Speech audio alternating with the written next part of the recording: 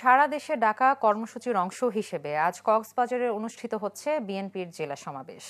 শহরের গোলচত্বর মাঠে কিছুক্ষণের মধ্যে শুরু হবে এ কর্মসূচি। এতে যোগ দেবেন কেন্দ্রীয় ও স্থানীয় নেতারা। এ বিষয়ে জানাতে সরাসরি সেখান থেকে যোগ দিচ্ছেন আজিম নিহাত। আজিম,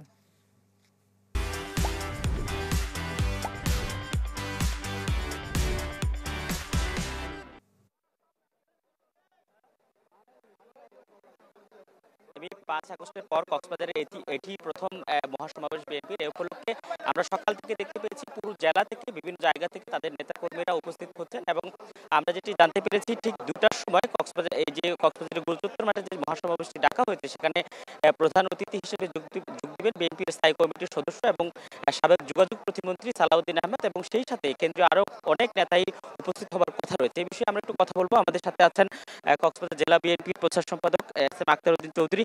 আজকে আপনাদের যে সমাবেশটি ডাকা হয়েছে এর উদ্দেশ্যটা কি এবং এখান থেকে আসলে আপনারা কি ধরনের মেসেজ দিতে চান?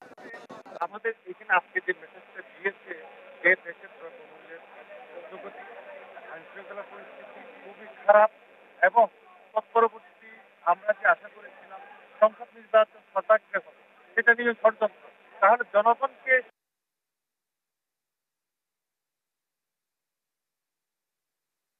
যারা সারাদিন আহমেদ বহুদলীয় গণতন্ত্রের প্রবক্তা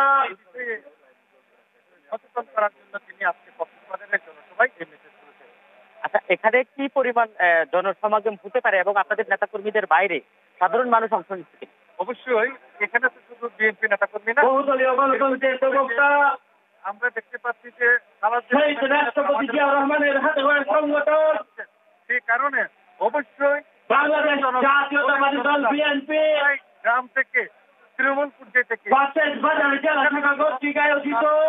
মানুষ চলে। আচ্ছা, আপনি কি মনে করেন যে এই সমাবেশের মাধ্যমে নতুন জাগরণ তৈরি হবে সমাবেশের সম্মানিত সভাপতি নির্বাচিত সাবেক সাংসদ সাবেক কমিটির সদস্য, আমাদের আস্থা, আমাদের বিশ্বাস, আমাদের সাহস, আমাদের আত্মপ্রত্যয়, আমাদের সাহসের ঠিকানা জাতীয়তাবাদের এই অঞ্চলের সিংহপুর জননন্দিত জননেতা সালাউদ্দিন আহমেদ আমাদের তৃণমূলের নেতা কর্মীদেরকে আজকের জনসভার মাধ্যমে একটি মেসেজ দেবে দেখি বাংলাদেশের জাতীয় রাজনীতি আগামীতে কোন পথে যাবে, কিভাবে পরিচালিত হবে, সেই মেসেজ নিয়ে তৃণমূলের নেতা কর্মীরা মাঠে ময়দানে ঝাঁপিয়ে পড়বে এবং দাবি আদায় করা হবে ইনশাআল্লাহ। আমরা এতক্ষণ ধরে বলছেন যে তাদের নির্বাচনী রোডম্যাপ থেকে বিএনপির উদ্দেশ্যে স্থায়ী কমিটির সদস্য সালাউদ্দিন আহমেদ নতুন করে বিএনপি পরিবারের মধ্যে